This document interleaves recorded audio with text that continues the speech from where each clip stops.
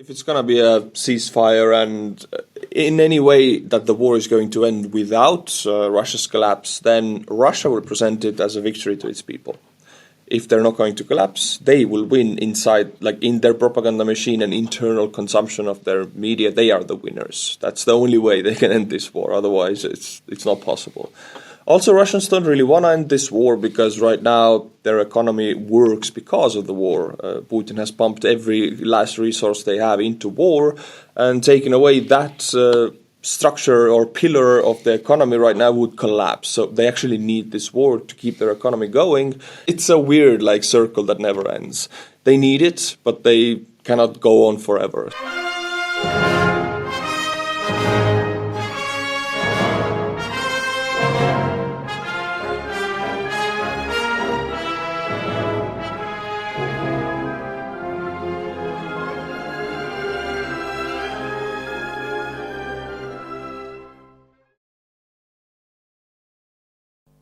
Hello, and welcome to this week's episode of On the Edge.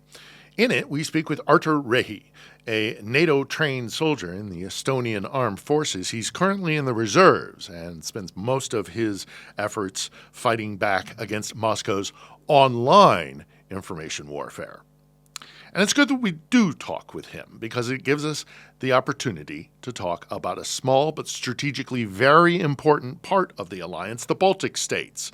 Once part of the USSR, as soon as the collapse happened in 1991, they went running as quickly as they could into the arms of that transatlantic military alliance because they know what it is like to live under the Kremlin's cruel oppression. It's dotted throughout their entire history, so they know it better than most, what it is, that threat.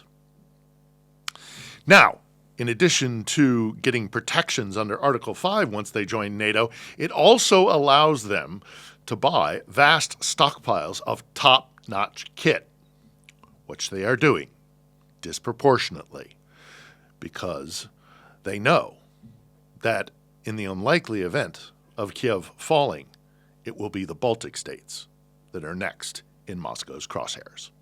So, Artur Rehi, thank you so much for coming on the Edge. I appreciate it very much. You are our first representative from the Baltics, which is great because I love the Baltics. But the story of the Baltics is a pretty unique one within the Soviet Union. You were the first former Soviet republics with lots of reasons why. We won't go into the great depth of all of the history of the region, but you were the first Soviet republics actually to join NATO. So before we talk about all the other stuff, let me just dispel that common theme of NATO encroachment on Russia. Did NATO move east, or did the Baltics in particular, the east, come running west as soon as they could break away from Moscow's dominion? So did the east go west, or did the west go east? What do you think? We were forced on gunpoint to join NATO. No, it's a joke, of course. I mean, every Estonian, Latvian, Lithuanian were dreaming of joining NATO and the EU. And in 2004, I mean, we had been preparing for years for that. I mean, there had been a lot of demands from the EU and NATO for us to join. Everybody was looking forward to it, and it was a celebration when it happened. It was people's will, so yeah.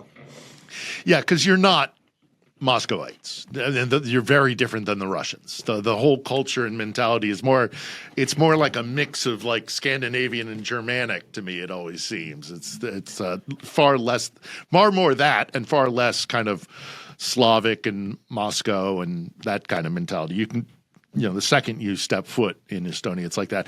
What's the attitude in Estonia towards Russia and Moscow in particular?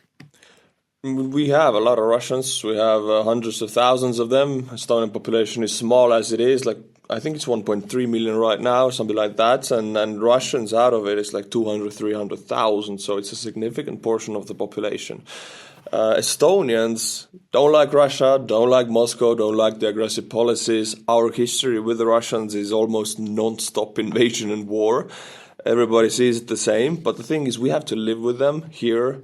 the Russians also in Estonian. I mean, some of the Russians, they don't speak Estonian, but they're pro-Estonia. Some of them don't speak Estonian, are anti-Estonia. There's so much shades of gray about this. It's not black and white here at all. But mostly people are here anti-war, anti-Russia, anti-imperialism, anti-Putin. We're taking this very seriously. And even before the full-scale invasion started, like the European Union and NATO looked at us, the Baltics, like these like clapping small dogs, like, what are you, Russophobes? But now it turns out we were right. Well, and I remember a long history even before the invasion in 2014, much less the full-scale invasion in 22, where there was clear interference by Russia in Estonia, whether it was electrical plants or, funding of separatist, movements or, interference in your politics. I know the long history of clashes between Moscow and Estonia. Currently, what do you think is the feeling in Estonia about the threat from Moscow? How seriously do Estonians take that threat? We do take it very seriously, and a lot of part of the population, Estonian population, is afraid that Russia is going to invade. Of course, then there are people like me and people who are connected to the defense forces, or anyone who has seen any kind of satellite footage coming out of the other side of Estonian border knows that it's empty. There is a special Russian unit called Pskov airborne unit, which is like 30 kilometers to 20 kilometers from the Estonian border. They were always there ever since the fall of the Soviet Union to invade Estonia. Pskov airborne units, this is the unit that first of all goes to Estonia. Well, these all of the guys are dead. That's how it is. Like the unit meant to take Estonia is destroyed by Ukrainians, and that happened already 2 years ago. So I am living and feeling peacefully right here, but there are Estonians who don't know this information or who, it hasn't reached them yet. For Estonians, it's the weirdest truth ever, but for Estonians, Latvians and Lithuanians, as soon as this war ends, it's horrible for us. The longer it goes on, the better for us, because every last tank that exists in Russia is there to, take land.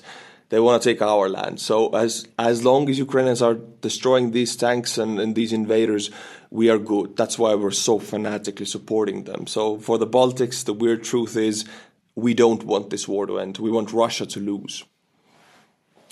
Well, yeah, I mean, it's been said here often and continues, despite the exhaustion. There needs to be a peace, but it needs to be a just and lasting peace. And Moscow being Moscow, if you let them get away with anything, they'll just keep coming. So, and you have, obviously in the Baltics, there's lots of places for them to interfere. So you say that many Estonians maybe don't, are afraid unnecessarily. I'm sure there's, information warfare going on there all the time because that's what they do. But you also have taken it upon yourself to try and explain the threat to Europe, the threat to Eastern Europe, to your own homeland, but also the threat to the idea of Western liberal democracy as a whole and the NATO alliance and things like that. How difficult has it been for you as a English language channel to relay to an English-speaking audience who don't live as close to Moscow and Russia as you do, how important this all is? What's the struggle been for you to get the information out? The struggle is a little bit stereotypical that we Estonians are next to Russia and Latvians, Lithuanians, the list of countries, Finland, that everything we speak about Russia, mostly Western and Central Europe, looks at us as Russophobes and as these traumatized people who cannot get away from the past, and they're always yapping about how bad Russia is. Well, now I'm glad a nation of 40 million Ukrainians, they have a much more punch to their words. If they speak about it, if people see what's happening in Ukraine, it gives meaning to our words also. The issue, what you're asking, the issue is that we're small, that we have a very bloody past, and people tend to not listen to us because we're always talking about the Russian threat, not again these Baltics. But this is how it is. They are always a threat until they're destroyed, and nobody has destroyed them yet. So it's our turn, together with Ukraine, to do that now. Yeah, it's. I think when they play their hand occasionally, there are Westerners who are paying attention. I mean, you look at the recent the severing of the cables between Finland and Estonia. I think that woke up a lot of certainly Scandinavian leaders as to that this is a real palpable threat. So, how we convince Americans who are a full ocean away why it's important. I mean, you're a NATO soldier, or are you active service? Are you reserve? Are you fully out? I'm reserve. I only did conscription, and it was pretty short. It was 8 months only. But I mean, Estonia is a reservist army, so it's like Finland. Sure. If war happens, then everybody will be called up. That's right. And you are a NATO trained soldier, and your country is a NATO member. But again, it seems to me, living here in Ukraine, and forgive my bias on this, is that the West is desperate to avoid a direct confrontation with Russia, even bending over backwards and they have been making allowances. But now obviously with the full scale war in Ukraine, that's changed. But I'm wondering, do you have concerns that the Western world would turn its back on the Baltics if something did happen? Would Article 5 hold for such a tiny country as Estonia? Do you think? That's the general attitude. I think it would hold. Because I mean, Article 5. It's you cannot attack Estonia without attacking Latvia and Lithuania. We're one front. Our three countries are not even like quarter of the length of the front line in Ukraine. If Russia would attack, they would attack these three countries at once. And these three countries are it's 30 miles for Americans from Finland border. The Finnish Gulf is like 20, 30 miles, 50, 60 kilometers. This immediately brings in Finland. So it's one great front. You cannot attack Latvia without dragging in Finland, Estonia, and Lithuania into it. And then Poland. It's not possible. It's not how it works. It's such a small part of the world. So Article 5 would hold because we're all part of NATO. Finland is part of NATO. Sweden is very connected to Finland, and Lithuania, Estonia, Latvia.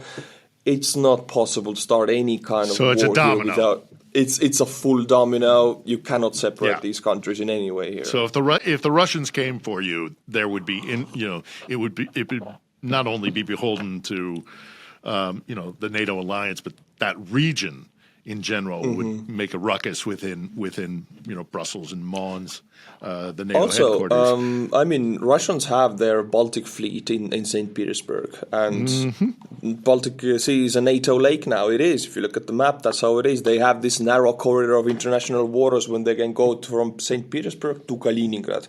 Estonia and Finnish navies are on both sides of that corridor with weapons locked, always ready. Then there's Sweden, right? As soon as anything happens, I mean, Sweden has alone the capability to blockade St. Petersburg and Kaliningrad, but add Finnish and Estonian and the other Baltics navies to it, and the situation for Russia is actually pretty bad in the Baltics.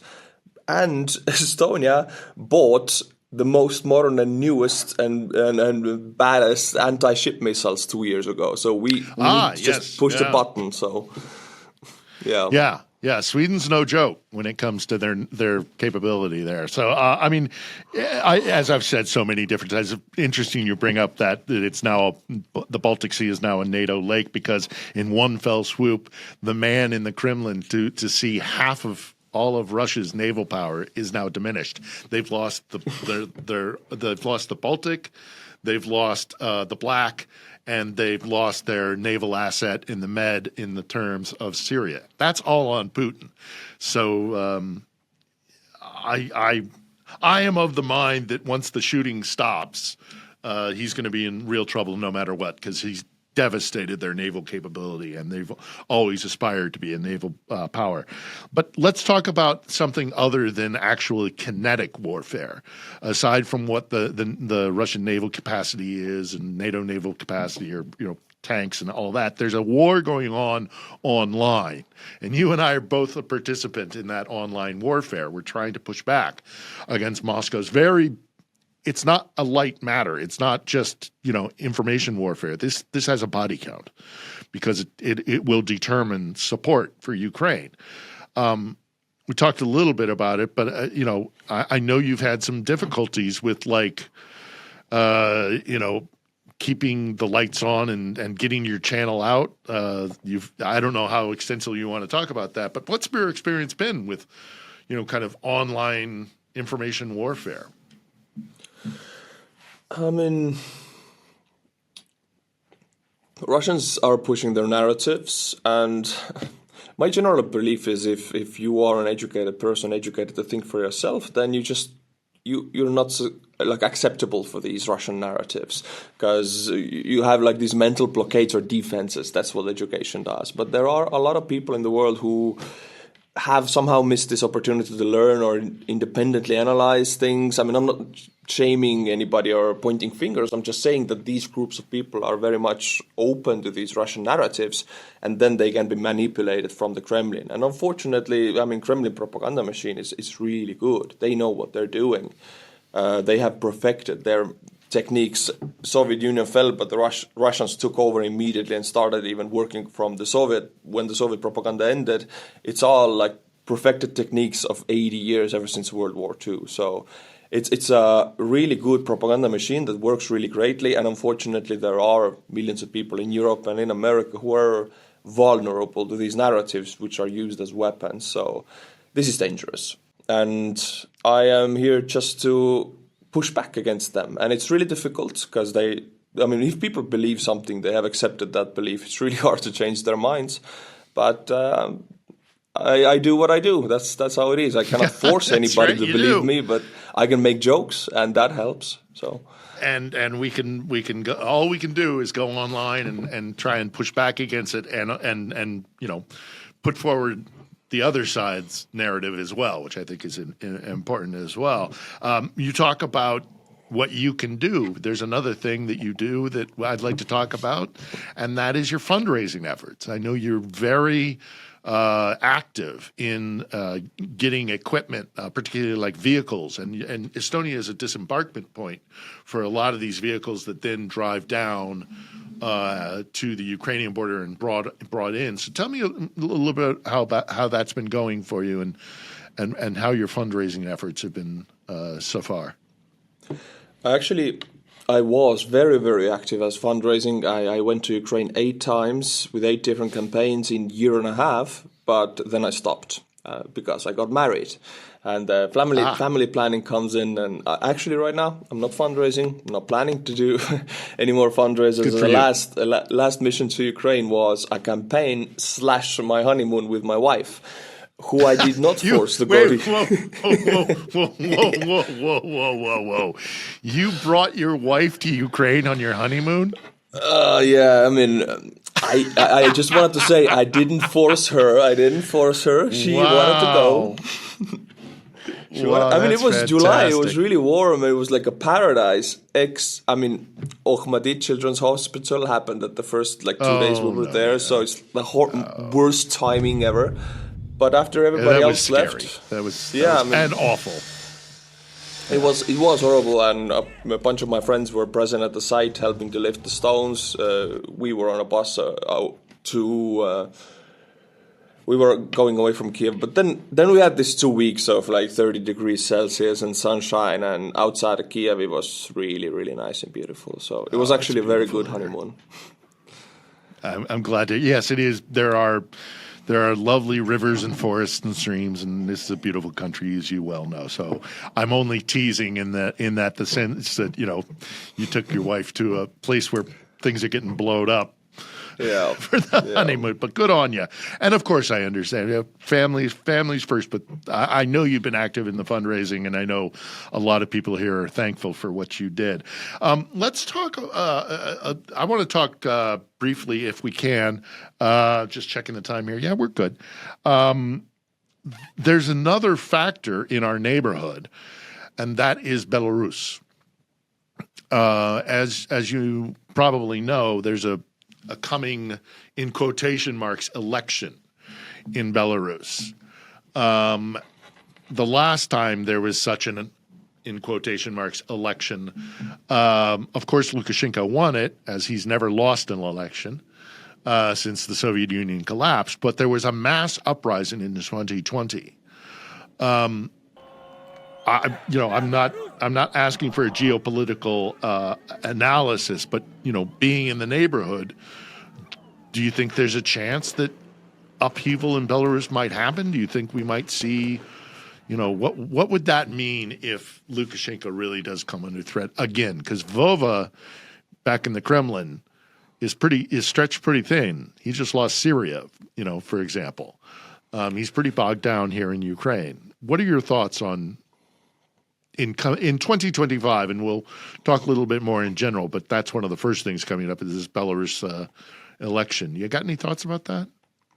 Belarus as a different country from Russia, and Lukashenko as a different leader from Russia, has lost any kind of independent ability to think or make decisions. It's now under Moscow. And it was under the influence before, but ever since the full-scale invasion, Belarus has been. Lukashenko has given away any kind of ability to make decisions without Moscow's approval. They have supposedly Kremlin's nuclear weapons on their soil, and Lukashenko is in power only because Putin's power still exists and the empire exists. As soon as Putin goes, Luka goes. And I don't think Lukashenko can fall without Putin falling. So they're tied together. So if you're asking in 2025 if people will be mad and come to the streets, yes, it might happen. But I don't see anything changing inside Belarus and the government structure. I think Lukashenko is going to be in power as long as Putin is going to be in power. I got a couple more questions here for you, but that leads me into this question: is what do you think is what do you see happening? I mean, nobody has a crystal ball, and nobody can say for sure. But what are you looking at? What are you anticipating in the coming year as we're just marching into 2025? Do you have any thoughts on what we're going to see? I always had this, it's not a feeling, it's a little bit analytical, but a little bit of a feeling. I had it ever since the failed counteroffensive of 2023 summer of Ukrainians. I felt like the war is going to end in 26. Because right now, even in 25, both sides have enough power and resources to go on. Neither side has power and resources to make any kind of significant breakthroughs, but they have power and resources to keep pushing fist to fist. That's how it's gonna be. But these resources are running out on both sides. And in Ukraine's case, we're talking about Europe and USA, and in Russian case, North Korea and China. But I think in 26, this war is going to.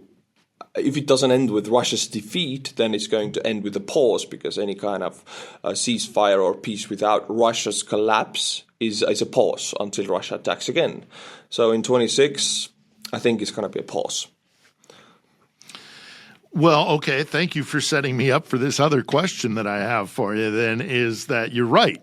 Russia has a history of making a peace agreement or what have you, and then breaking those agreements and just coming back, taking a pause, rebuilding, rearming, and coming back. Just, ask the Georgians, of course, ask the Ukrainians, but this is their history throughout, their long relationship with their near abroad, which you are part of.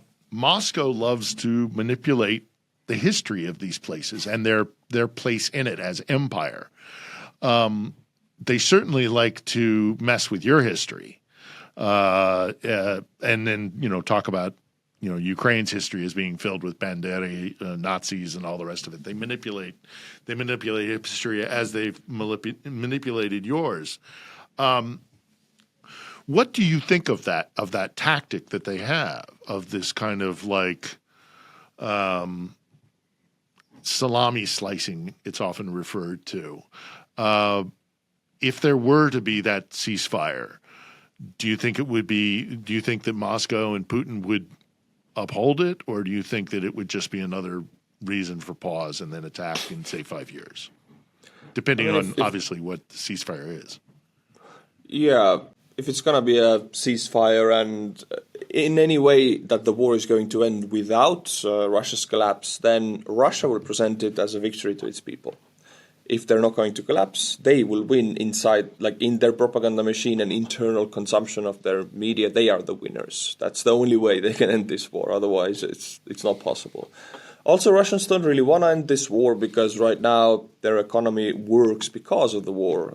Putin has pumped every last resource they have into war, and taking away that structure or pillar of the economy right now would collapse. So they actually need this war to keep their economy going, and this war is the reason their economy is going like over. It's a weird like circle that never ends. They need it, but they cannot go on forever. So the point is, whenever it ends, Putin is not going to present that we maybe like a goodwill gesture. You know, we want to stop the killing. Let's pull out. We're good Russians, something like that. And yes, if you're asking if Russia's can uphold it, then I don't think so. They never do. And Ukrainians have no illusions. Estonians have no illusions.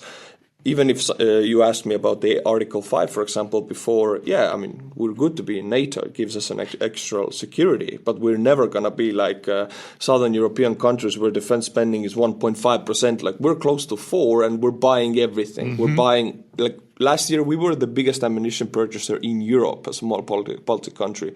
We're getting ready to, like, demolish everything Russia has, as a small Estonian country still, pouring billions into defense. So it doesn't matter which kind of deals are made. We're getting ready to just smash every tank they have. So, I want to. There's a position that I've held for a long time in that Putin, if the war were to stop today, he would have. He's looking at 800 plus casualties, dead and wounded, people who have wounds that live with for the rest of their lives. What's he going to do with demobilizing those guys, and they go back to their villages and towns, and the entire industry has been shifted for military. It's war. You're making shells and tanks and stuff. If there is a ceasefire and a peace, those guys go home to no jobs as well. So I think there's a problem with him. For him there, and also if he doesn't take, he may take Donbass. That's true, and he may hold on to Donbass. But if he doesn't take Kiev and Odessa, because militarily he can threaten Sevastopol, or Ukraine can threaten Sevastopol, and Kiev because you won't change the government to a subservient government, under Moscow, even if the Ukrainian people would accept it. So I agree with you. I think he's stuck in a really hard place where he can't keep fighting, but he also can't stop. I mean, what do you think of my analysis there? Did you find any cause to push back on that? You're welcome to. We're an open forum. I mean, I think it's a good point that all of these men mobilized into the front lines. The point in Russia is Westerners don't really comprehend what life still is in most areas of rural Russia. There's nothing. You're 20, you don't have a job, then it's vodka for you, and in 40 you're dead. 50 you're dead or you're an alcoholic. That's how it is. I'm not like over-exaggerating here. This stereotype hasn't changed. They don't have plumbing. They actually don't. They have outhouses in millions of people. So if somebody comes to you and offers you a new life and 10 times bigger wage to go to war, yeah, you're going to do it. People do it because it changes their lives. They can buy toilet for their mother, whatever. It's a family thing. They can help somebody, their father maybe, who is maybe paralyzed. There's millions of personal reasons why this money is so necessary. Putin has kept Russia poor, so when war happens, he can just flash the money and everybody will join. That's what's have been happening. Now, if this war ends, people don't want to go back to their miserable lives. I mean, they don't want to fight, but they don't want to go back also because there's nothing waiting for them. So if they do go back, it's back to the vodka bottle, and it's no small thing, the drinking and violence in Russia that's going to happen after this war. There's going to be homicide rates are going to go up, and it's really hard to describe, but the society is really going to eat away at itself when all these guys come back from the front, traumatized, weaponized. It's going to be hell on earth. And their economy is, I mean, even if certain sanctions are lifted, I mean, their economy is not going to accommodate a whole bunch of people suddenly coming back into the workforce off the front line. So, Yeah. I mean, you're right to point that out. However, having gone to the provinces myself, and it was a while ago since I've done that, but there are certain things in Russia that never change. You're right to point out those differences, because the second you step off a train from St. Petersburg to Tallinn, you're in a completely different part of the world. And the same thing is if you get on a train from Moscow to Kiev. You step off that train and you know that you're in a different country. It's just they like to pretend to be European when it suits them. But they're not. They have the concept of empire and the great Ruskaya Dusha and all the colonies that they touch and everywhere around the world where they touch, and they kind of exert this mentality, this Moscowite mentality. You do see it. I mean, how devastating was it for Estonia to be a colony of Moscow? How I know how bad it's been here in Ukraine, but how was it for you Estonians? Well, we've always been a colony of some country. We were mostly German colony for 700 years. Then we were a Russian, 500 years, and we were a Russian colony for about 300 years. Now we're independent. Really nice, really, really nice.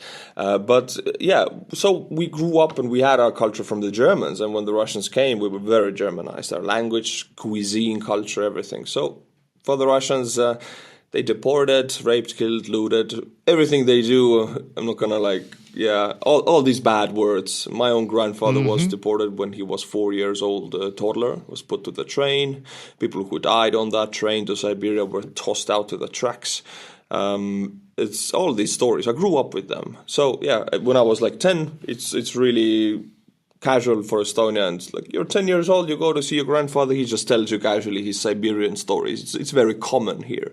So every Estonian has grown up with that history. Although I was born in free Estonia. So we all know it. It's in our blood and DNA.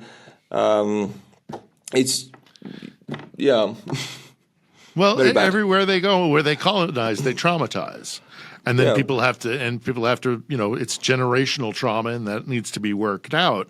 But I mean, what I like to also touch on a little bit for my audience is some understanding of, the Baltics and their relationship with the Russians. I mean, in Estonia particularly, you had the Forest brothers who kept fighting long after the Second World War was over and resisting Soviet occupation.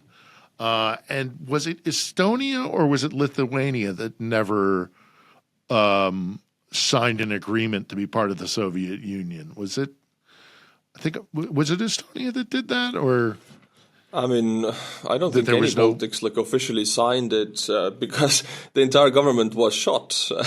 I don't know who signed that, but we know that the government was shot. So whoever did sign that was not from the Estonian government. But yeah, Lithuanians had a lot of forest brothers. I remember learning about them history lessons also. We Estonians also had, but Lithuanians had more. The guys who went to the woods to fight. Unfortunately, there were not tens of thousands of them, but a few thousand maybe. And in the end, they were hunted down and killed in the end. So they didn't make a difference. They couldn't hurt the Soviets really bad, but the spirit of fighting was there. Yeah. Yeah, well, again, I don't think people fully understand that there is a completely there's a divide between, Russia and its near abroad, and it's an immediate thing that you recognize because, the Russian way of life is, it's the Ruskaya Dusha. It really is their mentality. So I sympathize with the folks in the Baltics, and I obviously being here in Ukraine.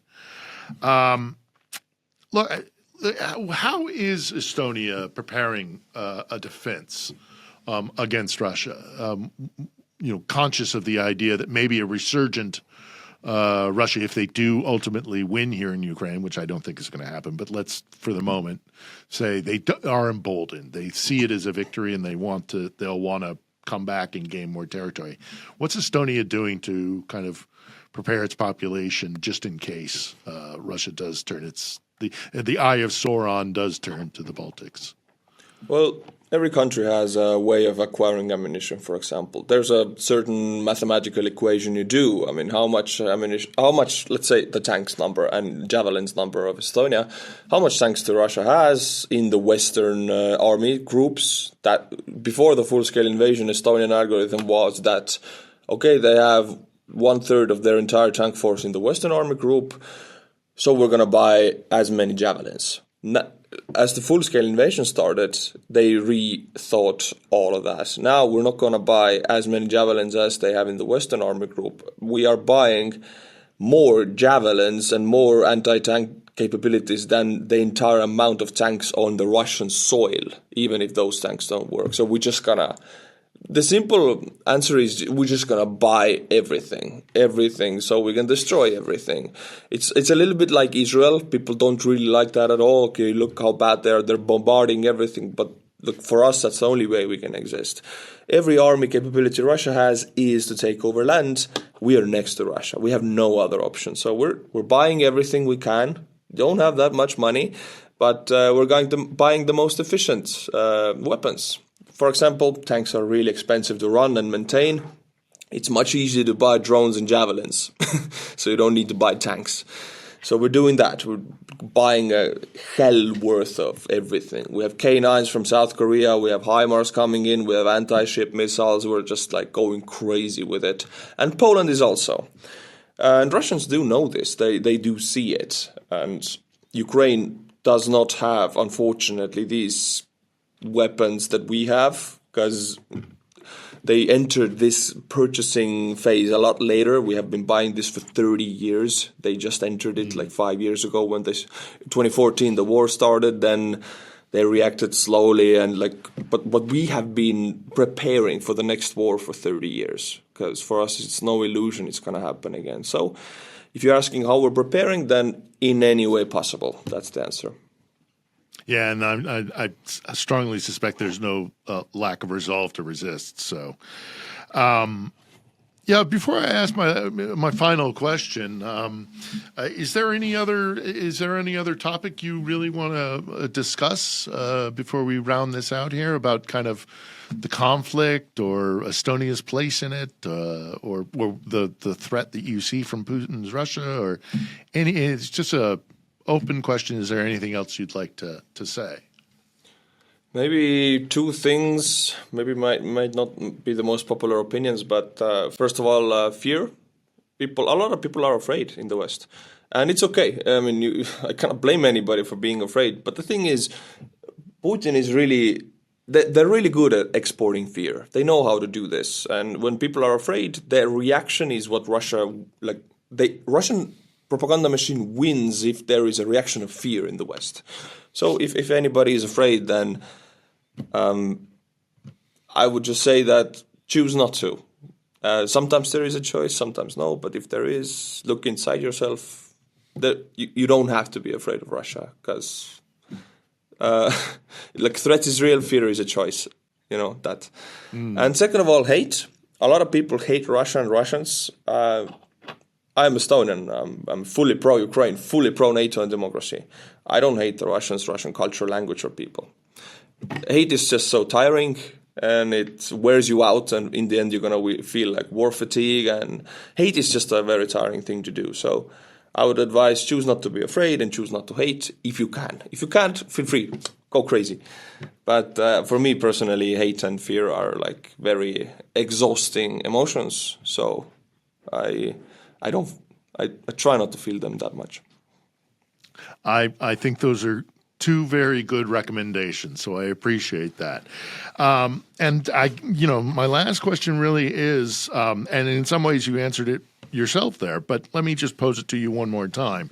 As we move into 2025, which could be a crucial year for this conflict, what would you say to my audience who may be questioning why it is that the West should support Ukraine? What would you say to somebody who is wondering why we're continuing to support Ukrainian armed forces and, Ukraine as a sovereign state, those sort of things. Why is it so important? Why should we in the West continue to support Ukraine, do you think?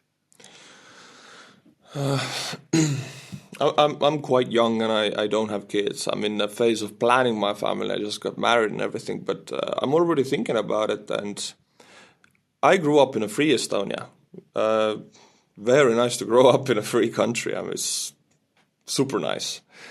And I grew up with the stories of my mother's, father's, grandfather's, everything, deportations, and it's so nice. And I would say to support Ukraine is to support our way of life in a democratic society, in a rules-based order.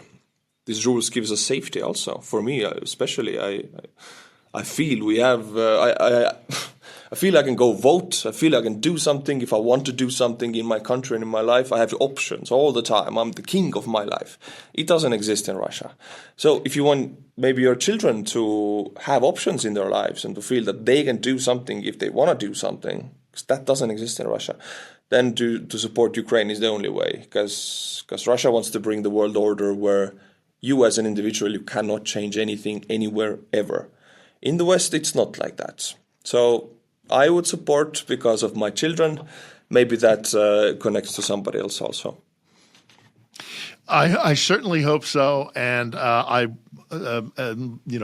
hoping for the best for your family to grow up in a free, sovereign Estonia. Yeah. I think that's very important, and I would simply add to that, if I may, that those who think that you're saying that because you're right on Russia's borders.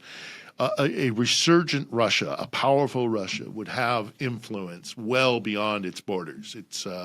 Its insidious information warfare would seep into other Western cultures. They don't have to roll tanks down the Champs-Élysées to change kind of the mindset.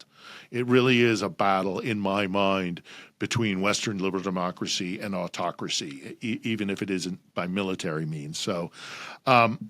Artur, I could talk to you, far much longer, and I understand completely your decision to shift from fundraising. So we may not see you in Kiev anytime soon, but if you do make it here anytime, you have an open invitation to come visit us here at the studio, and consider yourself a friend of the show. So thanks, Artur Rehi, Estonian NATO soldier and a great advocate for Ukraine. We appreciate the time you've spent with us today.